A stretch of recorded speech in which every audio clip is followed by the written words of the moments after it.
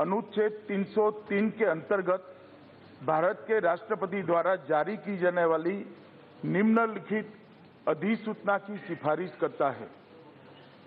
संविधान के अनुच्छेद 370(3) के अंतर्गत घोषणा।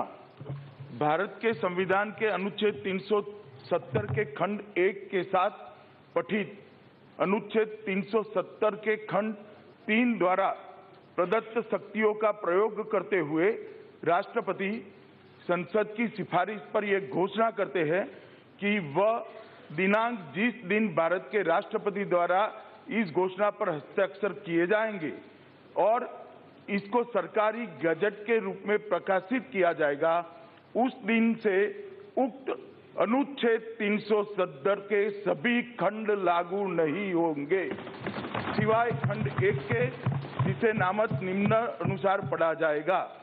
संविधान के समय समय पर संशोधित सभी उपबंध बिना किसी संशोधन और अपवाद के जम्मू और कश्मीर राज्य पर लागू होंगे।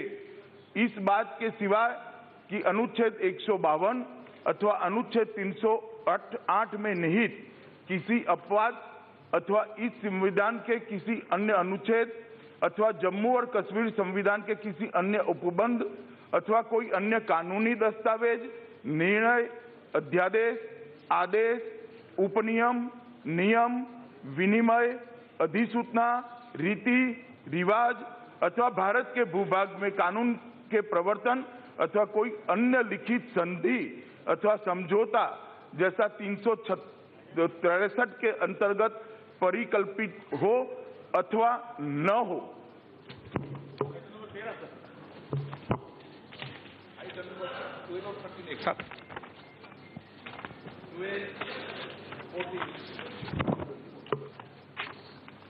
महोदय, मैं प्रस्ताव करता हूं कि वर्तमान जम्मू और कश्मीर राज्य का पुनर्गठन करने तथा उससे संबंधित या उसके अनुषंगिक विषयों का उपबंध करने वाले विधेयक को राज्यसभा द्वारा यथापारित पर विचार किया जाए। महोदय, मैं एक बात का उल्लेख करना चाहता हूं। कल इस सभागृह ने राष्ट्रपति महोदय के इस मंशा को संकल्प के रूप में पारित किया था। बाद में मैंने राज्यसभा के सामने विधेयक रखा था, राज्यसभा का अनुमोदन हो गया है और ये विधेयक को मैं यहाँ लेकर आया हूँ।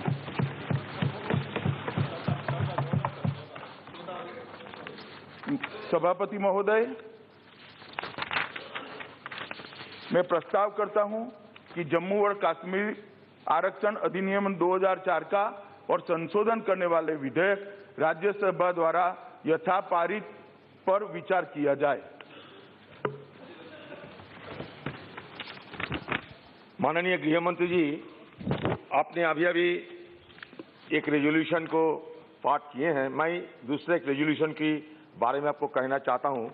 1994 22 फरवरी इस सदन में एक संकल्प लिया गया था।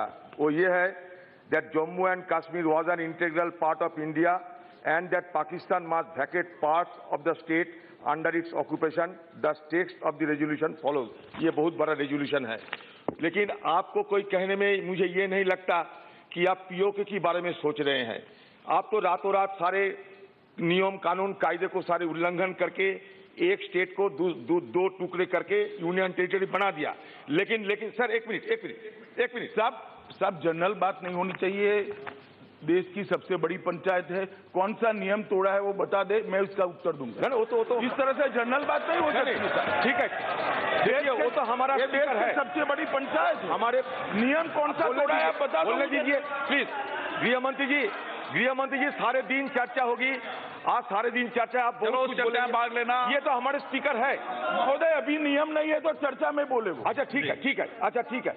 अच्छा श्री मनीष तिवारी जी, एक मिनट सर, ये कश्मीर आप कहते कि अंदरूनी मामला है मनीष तिवारी, लेकिन आप भी यूनाइटेड नेशंस की मॉनिटरिंग लोग करते हैं। वहाँ यूनाइटेड नेशन मॉनिटरिंग करते हैं 1948 से।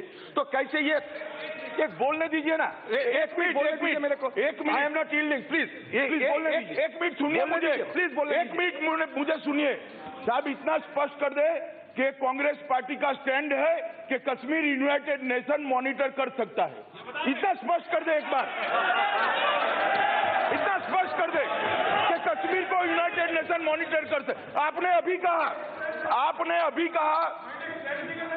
नहीं, मैं आप गलत फहमी मत फैलाइए। मैं सभापति महोदय, मेरा बोलने दीजिए मेरे को। एक मिनट साहब,